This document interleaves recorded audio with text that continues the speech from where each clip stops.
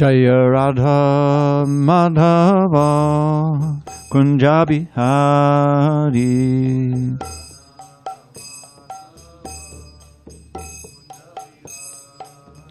Jaya Radha Madhava Kunja Bihari.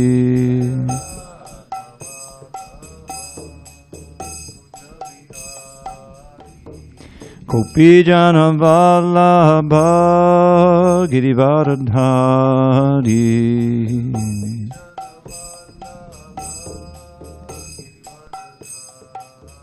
Jai Gopi Jana Vallabha Girivaradhari.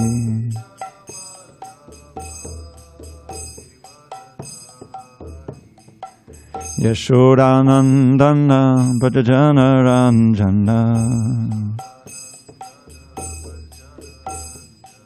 Yashodanandana Bhajana Ranjana.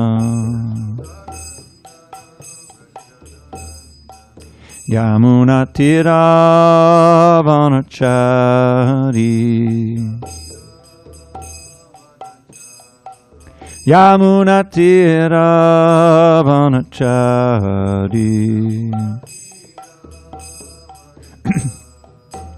Jaya Radha Madhava Kunja Bihari.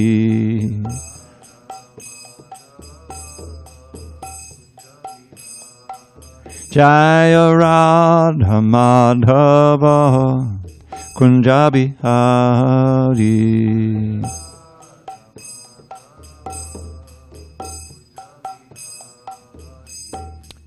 Hare Krishna, Krishna Krishna, Hare Hare, Hare Rama, Hare Rama, Rama Rama, Hare Hare.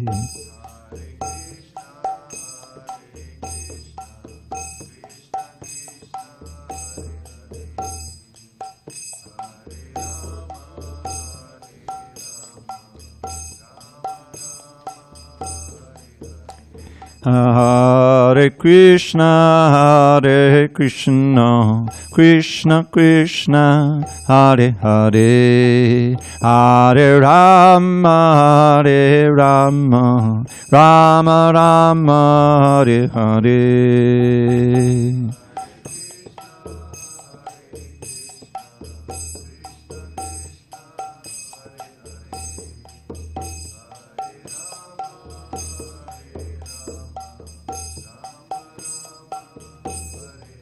Hare Krishna,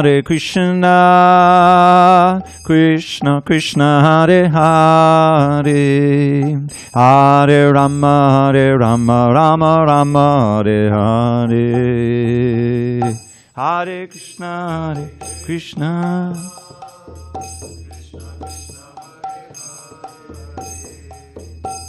Hare Rama, Rama. Hare Krishna, Krishna Krishna, Hare Hare, Hare Rama, Rama Rama, Hare Hare. Hare Krishna, Krishna.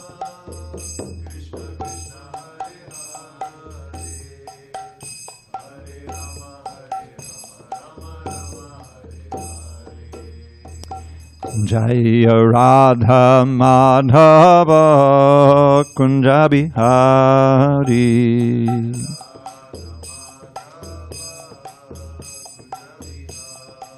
Jaya Radha Madhava Kunja Bihari.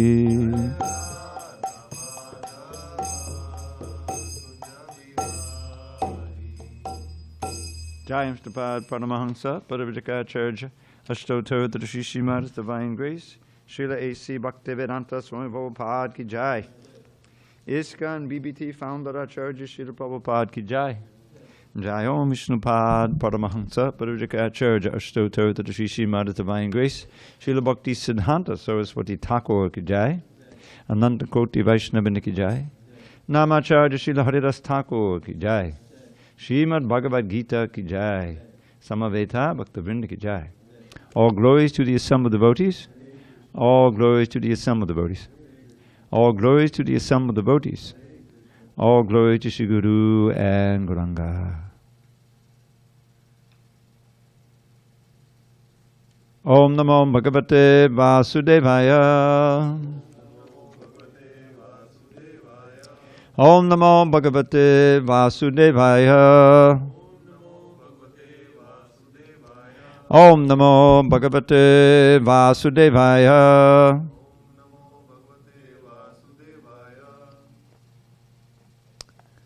On this first day of February 2022 in San Diego, we're reading from Srimad Bhagavad Gita as it is, translation and commentary by His Divine Grace HG Dravida Swami Prabhupada. And we are in chapter 1, entitled Observing the Armies on the Battlefield of Kuruksetra. Text 29 at the bottom of page 49. You don't need a book, Raj? Okay.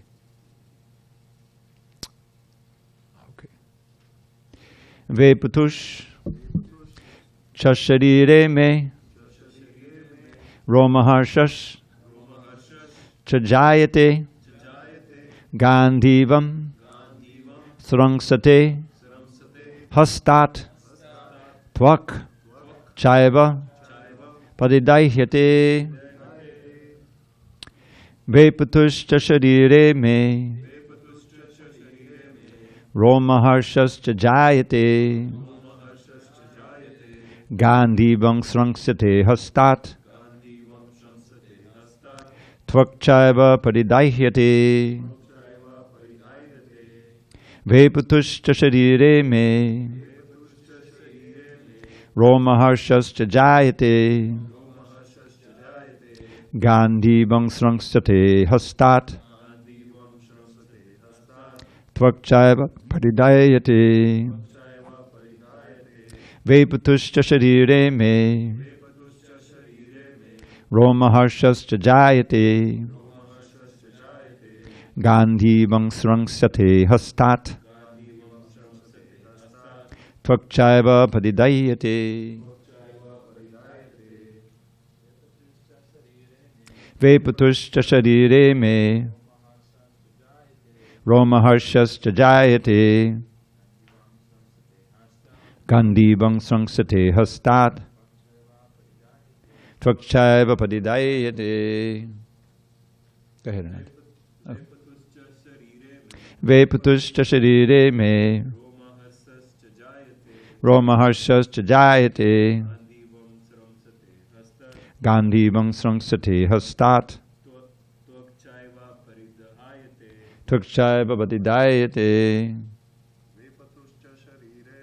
Vepatushcha Sharire me Romaharshas Chajayate Gandhivam Srangsate Hastat Tvakchaiva Padidayate. Anyone in Zoom land? Vepatushcha Sharire me Vepatushcha Sharire me Romaharshas Chajayate Romaharshas Chajayate Gandhivam Srangsate Hastat Gandhivam Srangsate Hastat Tvakchaiva Paridayate. Tvakchaiva Padidayate. Vepatu, trembling of the body. Cha, also. Sharire, on the body. Me, my. Romaharshaha, standing of hair on end. Sha, also. Jayate, is taking place. Gandhivam, the bow of Arjuna.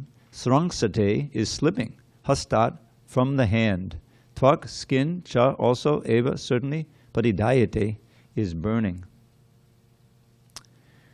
Arjuna said, my whole body is trembling. My hair is standing on end. My bow Gandhiva is slipping from my hand, and my skin is burning.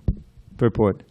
There are two kinds of trembling of the body, and two kinds of standings of the hair on end.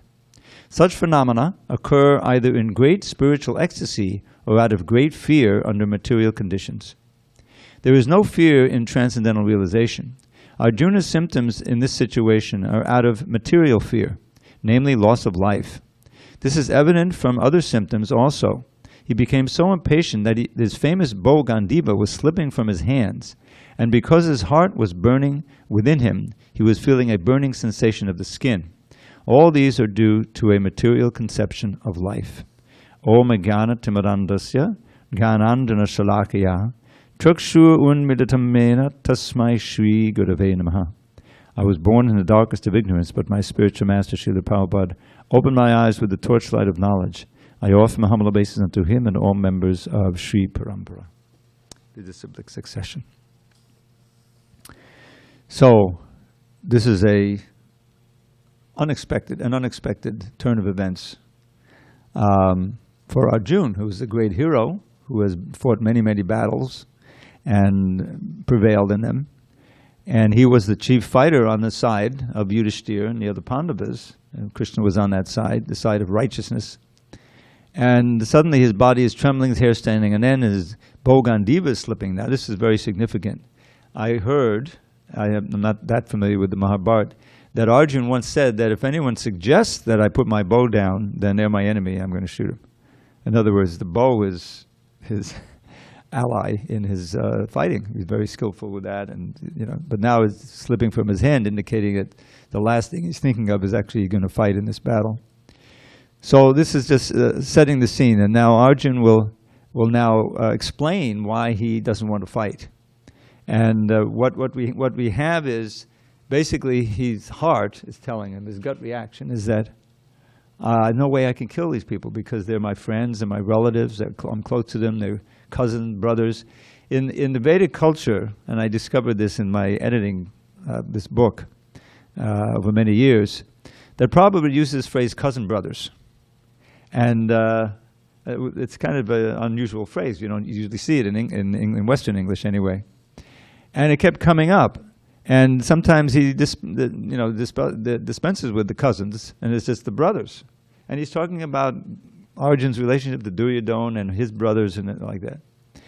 And in the Sanskrit, it's interesting because I looked at it, and sure enough, the word bratra is used when the actual relationship is what we would call cousins.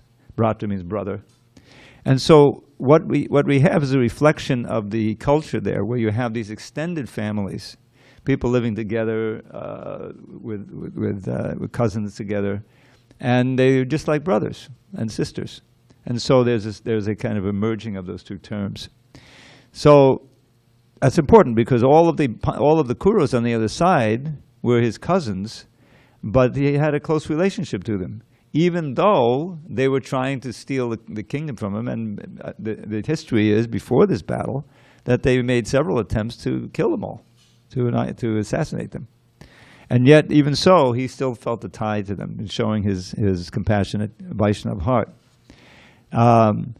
So this is what his dilemma is that the whole battle, or the whole enterprise of Krishna, which is, as he explains in the 4th chapter, to reinstitute Dharma when a Dharma becomes prevalent, to eradicate the miscreants who are propagators of adharma. This all depends on Arjuna fighting, and now he doesn't want to fight. He feels an emotional attachment to not fighting. So this is what is going to give rise to the speaking of this Bhagavad Gita. Arjuna speaks the rest of this chapter and his argument, and it's not Avedic. He's referring to the Vedas, a certain part of the Vedas. He talks about the offering of Shraddha for the Pitris, for the forefathers. All this will be stopped if everyone is killed, and therefore they'll be in trouble and will fall down.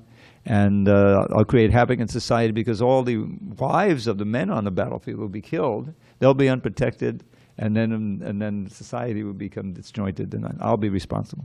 So he has an argument, but in the end, we'll see that he's not satisfied with his own argument. He's not conclusive, and he ends up still distressed, paralyzed, in great anxiety and depressed. And so he'll surrender to Krishna as a guru and ask him to tell him for sure what's the best thing to do. And then the rest of the Gita is him explaining that. Okay, if there's no comments or questions, we'll go on. Text 30.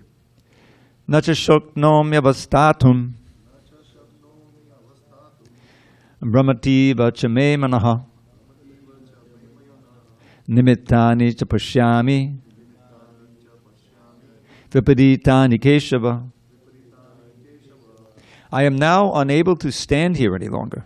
I am forgetting myself, and my mind is reeling. I see only causes of misfortune, O Krishna, killer of the Keshi demon. Purport.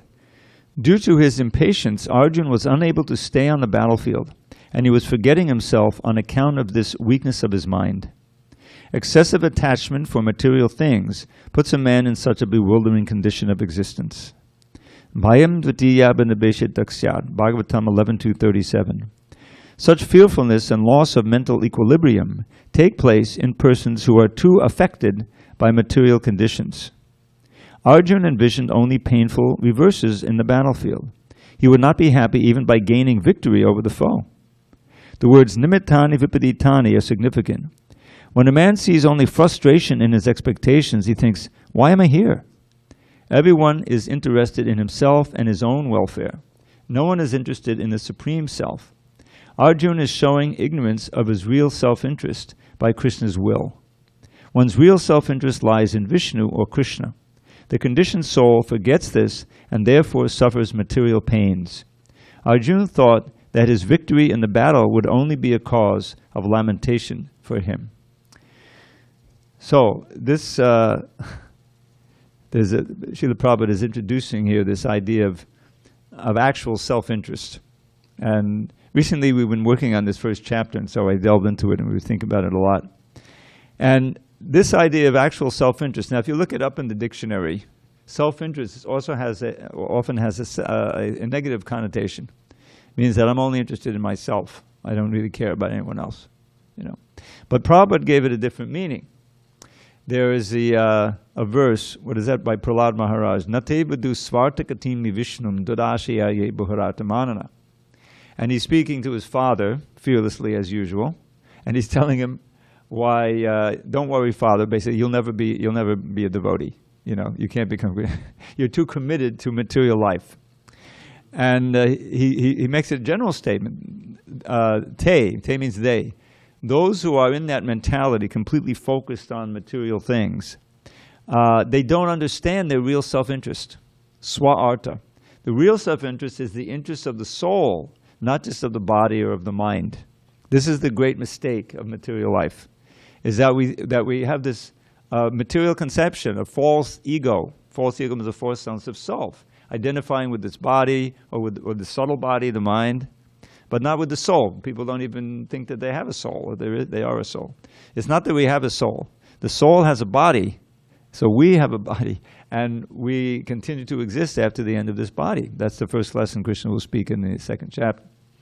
So, but people who are when you get too absorbed, and Prabhupada quotes this one line, the first line of this verse, Bhayam dvitiya binabeshit daksyat, which is one of the verses that just has so much enlightenment built into it.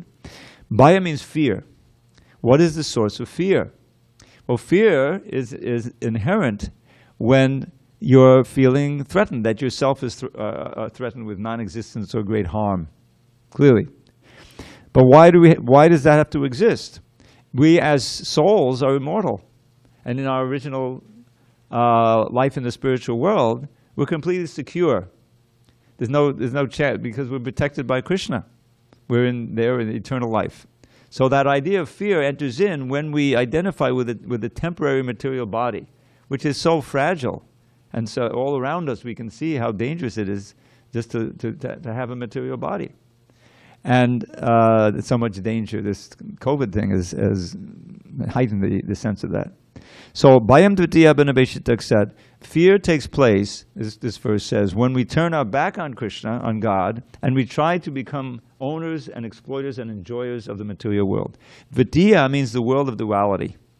Good and bad, hot and cold, long and short. That's this world of material life. So, abhinaveshita means completely absorbed in that. We completely forgot about Krishna. We completely forgot about ourselves as spirits. We're completely absorbed in that. But that's a very tenuous situation, because this material world is always changing. It's called Bhavasagara, the ocean of change. And that means that even if you do get some kind of position, of security and happiness, it's going to dissipate. It's going to change because the circumstances are changing. Socially, maritally, your own body is changing, physical life. So there's no way of getting a permanent situation here. it's always fraught with disintegration. So there can't be any peace if you're identifying. So that's the definition of fear. And what's the remedy? To turn back again, to reverse the original mistake, turn back toward Krishna, toward God, and through the medium of a realized soul, the service and understanding knowledge from the books of knowledge like this, Bhagavad Gita, to once again revive our original sense of being servants of God. And that's the only place of security.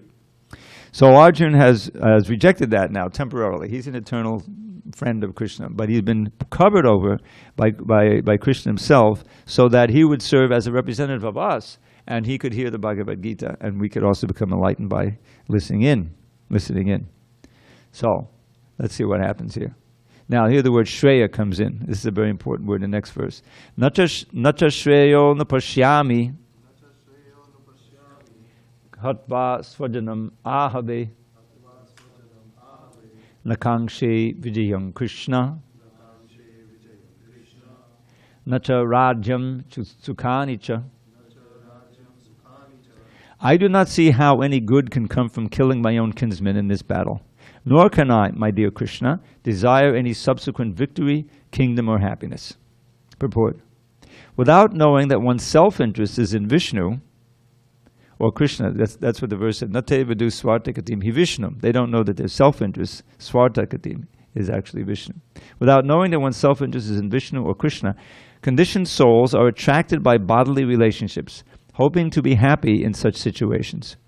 In such a blind conception of life, they forget even the causes of material happiness. Arjuna appears to have even forgotten the moral codes for a Kshatriya. It is said that two kinds of men, namely the Kshatriya who dies directly in front of the battlefield under Krishna's personal orders, and the person in the renounced order of life who is absolutely devoted to spiritual culture, are eligible to enter into the sun globe, which is so powerful and dazzling. Arjuna is reluctant even to kill his enemies, let alone his relatives.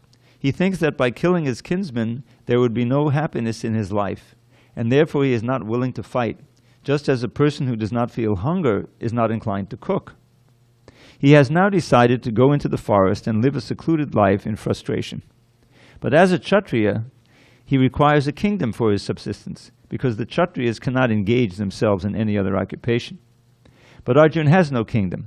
Arjuna's sole opportunity for gaining a kingdom lies in fighting with his cousins and brothers, basically his cousins, and reclaiming the kingdom inherited from his father, which he does not like to do. Therefore, he considers himself fit to go to the forest to live a secluded life of frustration. So you can see his dilemma. Even on the material side, he's stuck. If he doesn't fight the battle, then what's he going to do? You know, and he's not suited for the life of begging. So we'll see that finally he's so puzzled that he surrenders to Krishna, of course. Okay. Kim no rajena govinda Kim boga jivitene va yeshamarte kankshitam no rajam boga sukhanicha tahime vastita yudhe pranang chakva dananicha acharya pitadak putras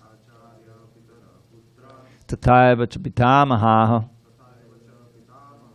Matulas svashura pautra Shyala sambandinastata Etan nahantum ichchami Gnatopi madhusudana Api trailokya rajasya Heto kinnu mahikrute Nahatya data rastranah Ka priti sya janardana. O Govinda, of what avail to us are a kingdom, happiness, or even life itself, when all those for whom we may desire them are now arrayed on this battlefield? O Madhusudan, when teachers, fathers, sons, grandfathers, maternal uncles, fathers-in-law, grandsons, brothers-in-law, and other relatives are ready to give up their lives and properties and are standing before me, Why should I wish to kill them, even though they might otherwise kill me? O maintainer of all living entities, I am not prepared to fight with them even in exchange for the three worlds, let alone this earth. What pleasure will we derive from killing the sons of Dhritarashtra? Purport. Arjuna has addressed Lord Krishna as Govinda because Krishna is the object of all pleasures for cows and the senses. By using this significant word, Arjuna indicates that Krishna should understand what will satisfy Arjuna's senses. But Govinda is not meant for satisfying our senses. If we try to satisfy the senses of Govinda, however, then automatically our own senses are satisfied. Materially, everyone wants to satisfy his senses, and he wants God to be the order supplier for such satisfaction. The Lord will satisfy the senses of the living entities as much as they deserve, but not to the extent that they may covet. But when one takes the opposite way, namely, when one tries to satisfy the senses of Govinda without desiring to satisfy one's own senses, then by the grace of Govinda, all desires of the living entity are satisfied. Arjuna's deep affection for community and family members is exhibited here partly due to his natural compassion for them. He is therefore not prepared to fight. Everyone wants to show his opulence to friends and relatives, but Arjuna fears that all his relatives and friends will be killed on the battlefield, and he will be unable to share his opulence after victory. This is a typical calculation of material life. The transcendental life, however, is different. Since a devotee wants to satisfy the desires of the Lord, he can, Lord willing, accept all kinds of opulence for the service of the Lord. And if the Lord is not willing, he should not accept a farthing. Arjuna did not want to kill his relatives, and if there were any need to kill them, he desired that Krishna kill them personally. At this point, he did not know that Krishna had already killed them because they're coming onto the battlefield, and they're coming into the battlefield, and that he was only to become an instrument for Krishna. Before they're coming into the battlefield, I'm sorry, and that he was only to become an instrument for Krishna. This fact is disclosed in following chapters. As a natural devotee of the Lord, Arjuna did not like to retaliate against his miscreant cousins and brothers. But it was the Lord's plan that they should all be killed. The devotee of the Lord does not retaliate against the wrongdoer, but the Lord does not tolerate any mischief done to the devotee by the miscreants. The Lord can excuse a person on his own account, but he excuses no one who has done harm to his devotees. Therefore, the Lord was determined to kill the miscreants, although Arjuna wanted to excuse them. So, give me 1 second here. Okay. So, a very important point is brought out in this purport, and this is the central principle of Bhakti Yoga. And that is that in illusion, we're self-centered. This is what false egoism means, ahankar. And we try to please our own senses or the senses of our extended family, say, who we're identified with. So we have that, but it's general, and may even be expanded to our community or nation or even the whole humanity. But it's limited. It's always limited how we identify that. So, it changes during lifetime. We may be like I remember back when I was a kid. In my 20s, I was very much into demonstrating against the war in Vietnam. This was the big cause then in the 60s. All this killing and going on, I thought it was completely unnecessary. So I made some sacrifices. I went down to Washington, spent money. I never got arrested, but I risked that and so forth. Because I felt somehow I could try to do something for these people, you know. But then time went on, and we didn't end the war, and so I gave that up. You know, then I had other things that I was involved in. But it had nothing to do with any spiritual endeavor. I didn't believe in God like that. That was my mentality at that time. So there's a variety of that in everyone's life. It may center around the family and like that, you know. It's basically built on what you're related to on a bodily level, and that's very temporary. We've had other bodies in the past, and we have others in the future, and those will be completely devoid of any relationship to who we are related to now. So it's probably compares it at the beginning of the second canto to like little twigs, like we're in the ocean here. You're looking out there and all these waves, and the bubbles come together and separate apart. or flotsam and jetsam comes together and separates apart. Never to be together again. And that's what our relationships are in this world, the material world. It's just the way it is. Even you may be very close to some person, you know, but eventually they die or they go away, they get sick. And at least, as it said, in every marriage, till death do us part. It's right there. But no one then says, oh, forget it then. Usually it's not like that. Okay, you know, till death do us part, you know. We'll be soulmates forever. I mean, there's that illusion, right? So, but Arjuna is completely in this mentality now. He's reflecting, what's the point of me fighting? Because those who I want to share this kingdom with, who I'm going to be killing them. And he says here in a couple of verses how it'll be soaked with their blood. How can I possibly enjoy that, you know? So he's stuck. So here, just at the beginning of the purport, this idea of Govinda, that Govinda is the pleaser of the senses. So there's this paradox in Krishna consciousness, because if you actually take it up, and the basic principle is service. You're serving the spiritual master, you're serving the Lord, you're serving the deities, you're serving. That's a dasya. And from the outside, you say, oh, well, forget it. You know, you guys ain't even getting paid, right? So what's the point? What's in it for me, right? But here's the philosophical point, and it's proven by those who actually engage in devotions. There's a certain pleasure there, and it's not based on personal emolument at all. And that is that we're part and parcel of Krishna. He's pure spirit. He's absolute spirit, supreme spirit. But he's a person. And we are, Prabhupada uses this phrase all the time, part and parcel. Meaning that we are intrinsically tied to Krishna. Even though we forget him for millions of births, he's with us as the super soul. And because he is Anandamaya Vyasat, this is from the Vedanta Sutra, he himself is an ocean of bliss. You know, why not? If you were God, wouldn't you always be enjoying, arrange things that way? But his enjoyment comes, and we think that even we have in our own life, what really is enjoyable is loving relationships. Even though they may be, you know, covered over and they're temporary, but that's really what makes things go around. So he expands himself with all of us. And he gives us a little bit of independence, because there's no love without independence. Prabhupada famously said, Krishna doesn't want us to love him at the point of a revolver. That's not love, you know. So it has to be freely given, and therefore we can freely withhold it, and that's what we've done. That's what it means. We turn our back on Krishna. No, I'm not going to participate in this anymore. I want to be you, basically. We want to try to imitate God, which we can't do because it's not our constitutional position. So the idea is that just like the hand, you know, different parts of the body, we don't even think about it. It's so amazing machine. The hand does what I want. If I want to get this water, I do this. If I want to do this, like, so many things. And the senses are going. They're serving you, right? If the hand can't do that, that's a sick hand. It's paralyzed for some reason, right? So similarly, we are in a constitutional position when we respond to Krishna desires and try to please him. And he reciprocates.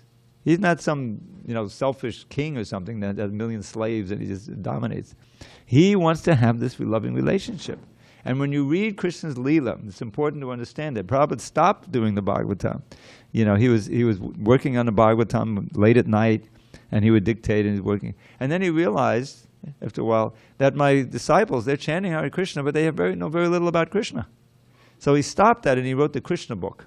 The Krishna book is the 10th canto where Krishna's most attractive pastimes are told. Pastimes in Vrindavan especially, but also in Dwarka and throughout. 90 chapters. It's the summum bonum, the essence of the Bhagavatam. Because it's in those chapters, it's in those pastimes that you see Krishna's reciprocation with his devotees. And you see how much love and ecstasy there was in their loving him and him loving him back. And him hiding his divinity, his power, so that they could deal with him on an equal level, his most intimate devotees. And that's really the pinnacle of what bhakti is. And so the point is that our real happiness is experienced when we forget about our happiness. And we're always thinking of Krishna and trying to serve him and so forth. And he is reciprocating. And you're feeling, first of all, completely detached from all of this craziness in the material world. All of the trap of Maya. I'm going to enjoy this, I'm going to enjoy this, I'll go there, do this. This person made me angry, I'm going to get a gun. There's over 300 million guns in America. Everyone's thinking they'll be safe that way. It's a result of this fear. Bhayam Dvitiyam Envisioned said. Everyone's afraid, but they're getting things that make life more dangerous. So that you're able to be happy with very little materially because you enrich your spiritual life. Just the holy name alone, that mantra there, it's been there for like 20 years now.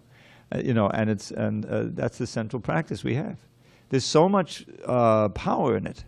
It's a Maha Mantra, and it's Krishna himself. It's not a mystery. That's spoken of. That when you chant Krishna's name, Krishna's present. When we're reading his words, that's why Prabhupada took so much trouble here to give us the Sanskrit so we could chant it, because the sound itself is purifying, and it has this ancient echoes. So. The point that I'm making is that the Bhagavad Gita is an introductory book, but it gives us this, full understanding if we read it properly, of how if we change our orientation back from self-centered, and our real self-interest is in Vishnu, is in Krishna, in serving Krishna and glorifying Krishna, then we can start entering into the path of bhakti and see that it's really very fulfilling. And one of the best things is you're liberated. You're free. You're not on the crazy rigmarole of trying to enjoy the Holocaust, as Bhaktivinoda said. It doesn't mean anything. You got to chant your rounds. You got there's so many duties to perform, and gradually you see that this is a sane life. But trying to compete here, what has all of this self-centeredness brought us? The exploiting nature and so forth. Climate change. That's much of a euphemism. It's climate calamity that's taking place right now. All because of this idea we can expand our exploitation of matter, so that the earth becomes unlivable, practically. The oceans are dying, full of plastic. Our own bodies. Yeah. So we should try to get out of it. We can go back to God and not come back. The last chapter of this book, Coming Back, don't come back. Read the book. Okay, any questions on this? Okay, we have the mic right here. Thank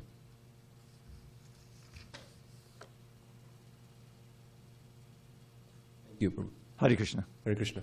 So, I have a quick question. So there is, I personally feel, and I think a lot of people feel that, there is more power in name, like when we chant, or even when I hear any YouTube videos. There is Ayendra Prabhu, like so many YouTube videos, right? Yeah. So sometimes tears would come in the eyes, we'll have different experiences. So, very fortunate. Like the mantra has more power, I feel like, than anything else. When we read the Bhagavad Gita, it's, sometimes we relate with some verse or we are.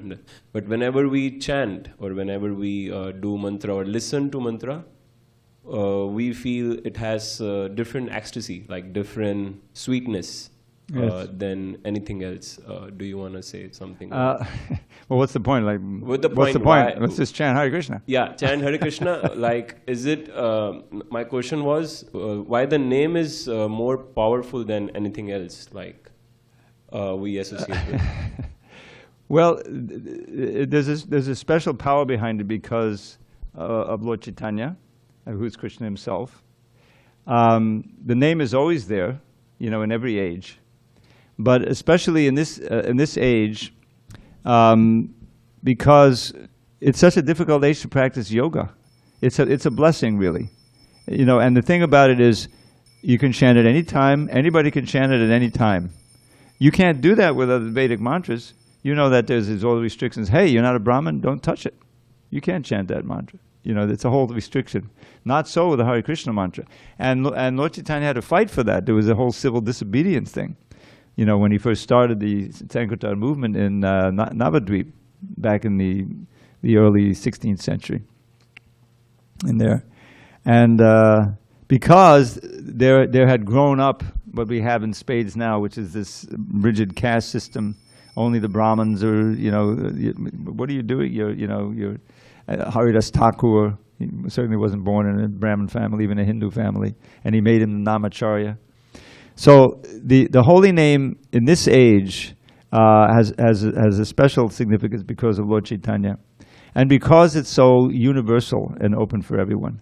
But there is an importance in the philosophy also, and we saw that with Lord Chaitanya himself, because without the understanding how to progress in devotional service with the chanting, it's easy to get deviated, especially in the present age.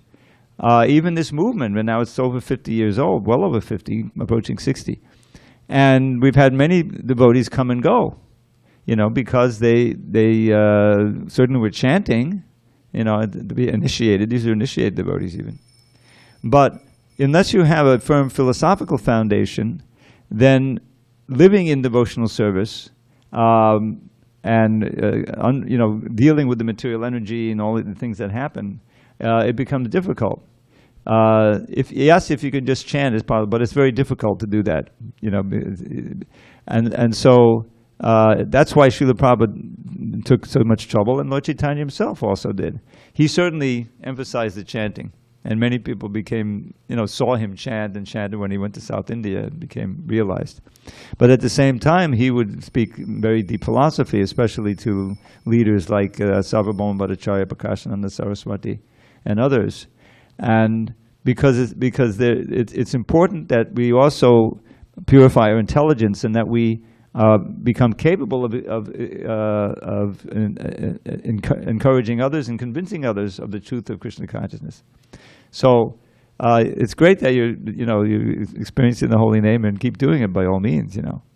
And certainly that's our central practice, and is complete in itself. There's a verse. Namachintamani Krishna's Chaitanya Rasa Vigraha Purnak Shuddho Nitya Mukto Abhinadva Namanamino. And this is a seminal verse. Namachintamani. Why is it compared to a Chintamani gem? Because a Chintamani gem transforms whatever it touches into gold. Probably call it a touchstone, it's a philosopher's stone. So the holy name will transform you. And of course there's a quality of the chanting. But even if you chant without faith and you just chant by accident, it has tremendous effect, tremendous beneficial effect. So very, very powerful. Chaitanya Rasa Vigraha, meaning that it's the very form of all of these rasas we hear about. In other words, we have those rasas within ourselves, but it's buried now, we've forgotten. But the purification, Chaito Darpana Marjanam, the chanting purifies the heart. So you become naturally awakened to your relationship with Krishna by serious chanting. Purnakshada. Purna means it's a complete process all in and of itself. There's nothing lacking with the chanting. Purna means full, complete. Shuddho, completely pure. Nitya Mukto, eternally liberated. And the whole reason behind all of these is that Abhinatva Namanamino, which is completely inconceivable, that the name is non-different from the named. Krishna is present there, especially in his holy name. So what you find is if you become pure, you're really experiencing the nectar of the holy name, then everything in relation to Krishna will be full of nectar. The Bhagavad Gita will be so tasty, everything, seeing the deity's service and everything. And so that's a great platform to be on, and we should pursue that. So thank you for reminding us of that. Yeah. Thank you, Prabhu. Okay, let's see if we can maybe finish this chapter. 36, I think I'm on? Yeah. Papa me bashaye rasman hat vaitan atatayinah tasman narha bayam hantum Dhartarashtran sabandhaban Swajanam hikatam hatva Sukhina syamamarava. Sin will overcome us if we slay such aggressors. Therefore, it is not proper for us to kill the sons of Dhritarashtra and our friends. What should we gain, O Krishna, husband of the goddess of fortune? And how could we be happy by killing our own kinsmen? Purport. According to Vedic injunctions, there are 6 kinds of aggressors. 1, a poison giver, 2, one who sets fire to the house, 3, one who attacks with deadly weapons, 4, one who plunders riches, 5, one who occupies another's land, and 6, one who kidnaps a wife. Such aggressors are at once to be killed, and no sin is incurred by killing such aggressors. Such killing of aggressors is quite befitting any ordinary man. But Arjuna was not an ordinary person. The Prabhupada doesn't point it out here, and maybe later, that the Kurus had done all of this.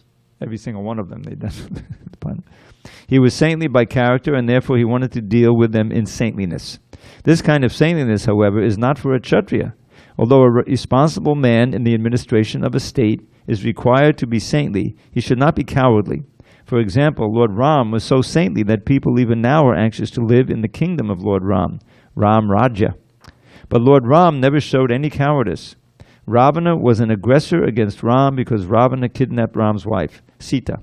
But Lord Ram gave him sufficient lessons, unparalleled in the history of the world. Now, this is one of Prabhupada's famous uses of the word sufficient to mean numerous or overwhelming. In Arjuna's case, however, one should consider the special type of aggressors, namely his own grandfather, his own teacher, friends, sons, grandsons, etc. Because of them, Arjuna thought that he should not take the severe steps necessary against ordinary aggressors. Besides that, saintly persons are advised to forgive. Such injunctions for saintly persons are more important than any political emergency. Arjuna considered that rather than kill his own kinsmen for political reasons, it would be better to forgive them on grounds of religion and saintly behavior. He did not, therefore, consider such killing profitable simply for the matter of temporary bodily happiness. After all, kingdoms and the pleasures derived therefrom are not permanent, so why should he risk his life and eternal salvation by killing his own kinsmen? Arjuna's addressing of Krishna as Madhava, or the husband of the goddess of fortune, is also significant in this connection. He wanted to point out to Krishna that, as the husband of the goddess of fortune, he should not induce Arjuna to take up a matter which would ultimately bring about misfortune. Krishna, however, never brings misfortune to anyone, to say nothing of his devotees. So, Prabhupada is getting into Arjuna's logic here, But ultimately, it didn't make any sense, because in the 11th chapter, Krishna will reveal they're already dead. You may leave the battlefield, but no one's going home from here except your brothers, So you can't save them in any regard. It was Krishna's desire that they be eliminated at this point. All right, let's go on. Yadyapyetena pashyanti lobho pahata chetasaha kulakshaya kutam dosham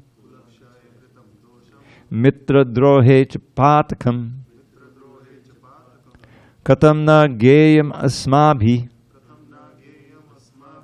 papad asman nivartitum kulakshaya kutam dosham papashyad bir janardana. O Janardana, although these men, their hearts overtaken by greed, see no fault in killing one's family or quarreling with friends, why should we, who can see the crime in destroying a family, engage in these acts of sin? Purport. A Kshatriya is not supposed to refuse to battle or gamble when he is so invited by some rival party. Under such an obligation, Arjuna could not refuse to fight because he had been challenged by the party of Duryodhana. In this connection, Arjuna considered that the other party might be blind to the effects of such a challenge. Arjuna, however, could see the evil consequences and could not accept the challenge. Obligation is actually binding when the effect is good, but when the effect is otherwise, then no one can be bound. Considering all these pros and cons, Arjuna decided not to fight. Kulakshaye pranashyanti kuladharma sanatanaha dharme nashte kulam kritsnam adharmo vibhavatyuta. With the destruction of the dynasty, the eternal family tradition is vanquished, and thus the rest of the family becomes involved in irreligion. Purport. In the system of the Varnashram institution, there are many principles of religious traditions to help members of the family grow properly and attain spiritual values. The elder members are responsible for such purifying processes in the family, beginning from birth to death. But on the death of the elder members, such family traditions of purification may stop, and the remaining younger family members may develop irreligious habits and thereby lose their chance for spiritual salvation. Therefore, for no purpose should the elder members of the family be slain. So now Arjuna is spinning out the scenario of what will happen if he fights the battle. That's all negative. Adharma vibhavat Krishna Padashyanti kulastriyaha Strishu dushtasu varshneya Jayate varna sankaraha. When irreligion is prominent in the family, O Krishna, the women of the family become polluted, and from the degradation of womanhood, O descendant of Vrishni, comes unwanted progeny. Purport. Good population in human society is the basic principle for peace, prosperity, and spiritual progress in life. The Varnashram religion's principles were so designed that the good population would prevail in society for the general spiritual progress of state and community. Such population depends on the chastity and faithfulness of its womanhood. As children are very prone to be misled, women are similarly very prone to degradation. Therefore, both children and women require protection by the elder members of the family. By being engaged in various religious practices, women will not be misled into adultery. According to Chanakya Pandit, women are generally not very intelligent and therefore not trustworthy. So the different family traditions of religious activities should always engage them, and thus their chastity and devotion will give birth to a good population eligible for participating in the Varnashram system. On the failure of such Varnashram dharma, naturally the women become free to act and mix with men, and thus adultery is indulged in at the risk of unwanted population. Irresponsible men also provoke adultery in society, and thus unwanted children flood the human race at the risk of war and pestilence. And just on the other side, Prabhupada would often praise the ladies in the society, and he had tremendous faith and trust in Yamuna Devi, who he highly regarded, and he put her in charge of setting the standards of the deity worship in the Krishna Balaram temple when it opens, a very responsible position. And so this applies to maybe materialistic women, but certainly those who are in Krishna consciousness are the most intelligent, much more intelligent than any of the men who are just ordinary materialists. So Arjuna is giving all these arguments, and we'll finish this chapter tomorrow. And ultimately, they don't satisfy him. They certainly don't satisfy Krishna. And in the beginning of the next chapter, he'll more or less give them up and just say, Krishna, please enlighten me. And then we'll get to hear the real teachings of Krishna starting in text 11 of the next chapter. So, any final comments or questions? Yes, Prabhu. Quickly, because we're almost out of time. Here, right next to you. Yeah. A wonderful class, Prabhu. Hare Krishna, English, Prabhupada. So I wanted to ask about this gambling that led to the battle. As it says here, right, a Kshatriya is not supposed to refuse to battle or gamble when he's so invited by some rival party. But at the end, it says obligation is actually binding when the effect is good. But when the effect is otherwise, then no one can be bound. Considering all these pros and cons, Arjuna decided not to fight. So Arjuna decided not to fight because of seeing the consequences. Why did he not see the consequences during the gambling itself? Well, it was actually Yudhisthira who was challenged.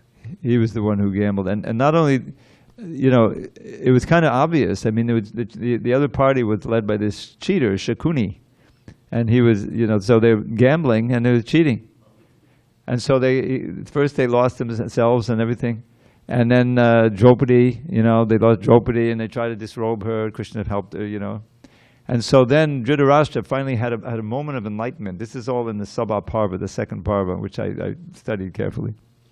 And so he offered her some boons and said, well, okay, the first boon was, let me have my husbands back. All 5 of them were her husbands. And then, so then they were on the way out, and they said, oh, well, one more gambling session. All right.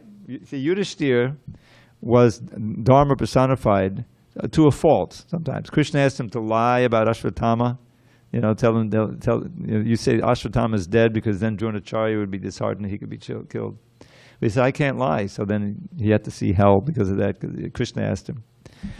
So he said, okay, we're challenged to fight again, even though I know it's a cheating thing, then back we go, you know.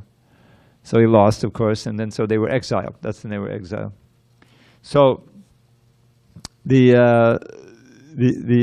principles can be, it's almost like what we have niyamagraha, where you're going through and you're following the principles, but you don't know the real underlying principle behind the principle, the essence of the principles.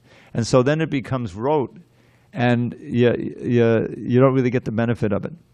So the idea is that the principles have to be followed, but there has to be intelligence behind it. And Arjuna here, where he has all of these reasons why he shouldn't fight, and materially they make a lot of sense, but it doesn't make any sense ultimately because Krishna is right there asking him to fight. And there's this higher purpose that Krishna has of reinstituting Dharma and clearing away all of the miscreants and everything. And Arjuna has lost sight of that because of his personal attachment. So the point is that nothing should be done just without thinking. And Arjuna was acting according to his feelings rather than his thought. And finally he says, this isn't going to work. It's not working, and so I'm saying, please enlighten me. And then the whole thing happens on a higher level, the spiritual instruction, you see, in the Gita. All glories to Srila Prabhupada. Haribol.